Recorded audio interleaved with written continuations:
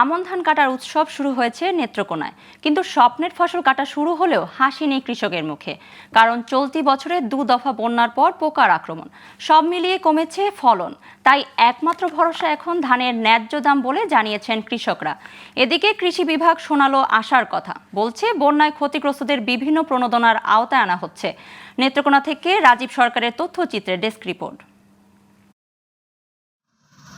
কৃষি নির্ভর জেলার নেত্রকোনায় পুরোদমে শুরু হয়েছে আমন ধান কাটা, তাই ব্যস্ত সময় কাটছে কৃষকদের। তবে হাসি নেই কৃষকদের মুখে। তারা জানালেন, পরপর 2 দফায় বন্যায় মারাত্মক ক্ষতি হয়েছে রোপা আমনের। এরপর জমিতে আক্রমণ করে পোকা, তাই এবছর কমেছে ধানের উৎপাদন।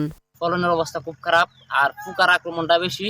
আর গত বছরের তুলনায় এবারের বছর খুব খারাপ অবস্থা। এই যে মেশিন দিয়ে কাটতাছি, কামলা করে ধরছি, এবার পোকে ধরছে, বেশ কিছু মিলে আমরা কোনোদিন স্বাবলম্বী হইতে পারি না। এখন আমরা এবার যে ফলন হয়েছে কামলা খরচের সাথে মানে কোস্টিং এর সাথে আমাদের মিল নাই, একটু লস হয়েছে। এবার কাটাতে 2.5 মণ 3 মণ এমন করে হইতেছে। বন্যা ও পোকার আক্রমণে উৎপাদন কম হওয়ায় দিশেহারা কৃষকদের প্রত্যাশা এবার বাজারে একটু ভালো দাম পাওয়ার। তা না হলে পরিবার নিয়ে বিপাকে পড়ার শঙ্কা তাদের। বন্যায় অনেক মাইট দিছে আমাদেরকে, আর ধানের যে পরিস্থিতি, দরদাম অনেক সরকার অনেক কম দিতেছে। বর্তমানে বাজারে যদি সরকারে ন্যায্য মূল্য আমরা না পাই, একটু ধানের উদ্দিত না পাই, তাহলে আমাদের লসে থাকবো আর কি। আগে কাটাতে 6 মণ করে হইতো, এখন 2-2.5 মণ করে হইতেছে ধান, বুঝছেন? এখন আমরা এই যে সংসার লইয়া চলাফেরাটা একটা কঠিন অবস্থা করেছি।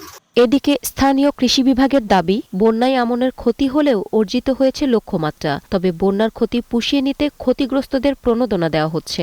আমাদের যে লক্ষ্যমাত্রা, এখানে যে আমাদের ধানের 3টি জাত আছে, একটি হচ্ছে হাইব্রিড, উফশি এবং স্থানীয়। এক্ষেত্রে আমাদের এখানে উফশি জাতের এবং হাইব্রিড জাতের আবাদগুলি লক্ষ্যমাত্রার চেয়ে অনেকটা বেশি হয়েছিল। পাশাপাশি আমাদের যে লক্ষ্যমাত্রা ছিল তার চেয়ে আমাদের অর্জন একটু বেশি হয়েছে।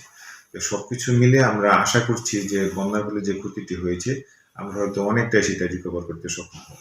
এবছর নেত্রকোনায় 1,35,140 হেক্টর জমিতে আমন আবাদের লক্ষ্যমাত্রা থাকলেও আবাদ হয়েছে 750 হেক্টর বেশি জমিতে। আর বন্যায় ক্ষতি হয় 24,666 হেক্টর জমির ফসল।